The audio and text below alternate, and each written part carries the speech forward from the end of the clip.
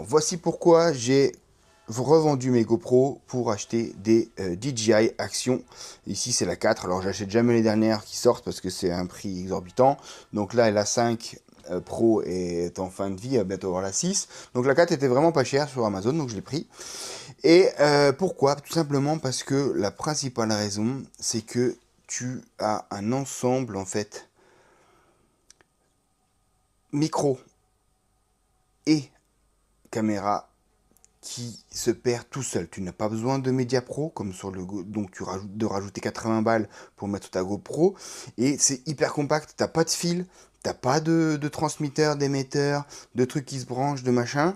Donc c'est hyper compact, ça s'appareille tout seul et ça fonctionne remarquablement. Là je suis sur ma deuxième, j'en ai pris deux, hein. Je suis ma deuxième, je vous filme avec. Et franchement, c'est super top. Alors du coup, ça vous fait un ensemble. Ça coûte 70 euros, le Mic 2. Vraiment super petit micro. Avec l'Action 4 qui devait être à 250 balles.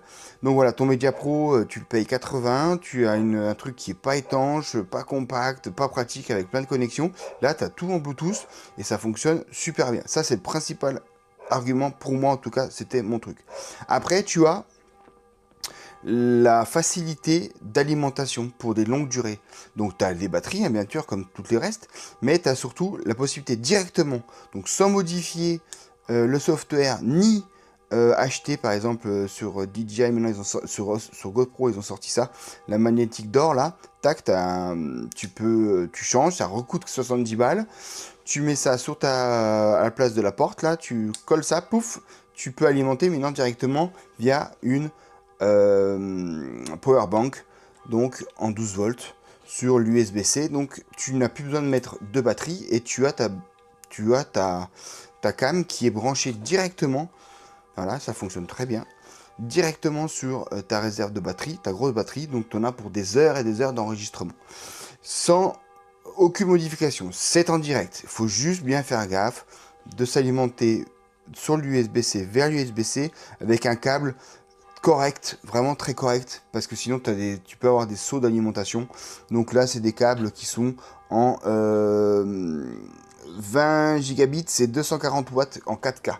Donc c'est un peu les plus gros, mais c'est les plus stables. Et ça, franchement, quand ça bouge beaucoup, sur un bateau par exemple, c'est très agréable. Ensuite, l'avant-dernier point, c'est la fixation. Alors on va l'éteindre.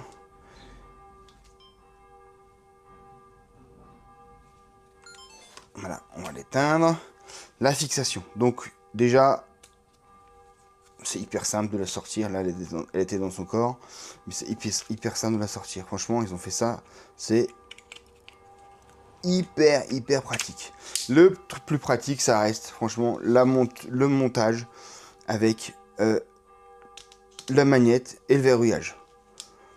Là, en fait, t'as plus besoin de t'agacer à dévisser, à enlever ton Media Pro, là pour chercher la batterie, pour machin, pour chercher ton disque. Là, t'as juste, hop, et tu l'as en main. T'as pas à visser, dévisser, revisser. Je perds la vis parce que là, tu l'as fait, tu la visses. Là, tu la visses avec ta main, tu la laisses dessus et ça fonctionne. T'as juste, tac, à le mettre dessus, à le verrouiller. Il y a deux petits loquets là, ici. Je vous montre. Il y a deux petits crans, voilà, qui viennent se loquer ici. Et comble du truc, tu peux le faire aussi en vertical. Je trouve ça top, c'est hyper intelligent, c'est super smart et c'est super fiable. Franchement, c'est vraiment, voilà, ça t'évite, c'est vraiment simple à utiliser quoi. Et puis la dernière chose, alors je crois que sur la GoPro tu l'as aussi, mais tu as une petite manette qui permet par exemple de t'appareiller sur deux caméras en même temps.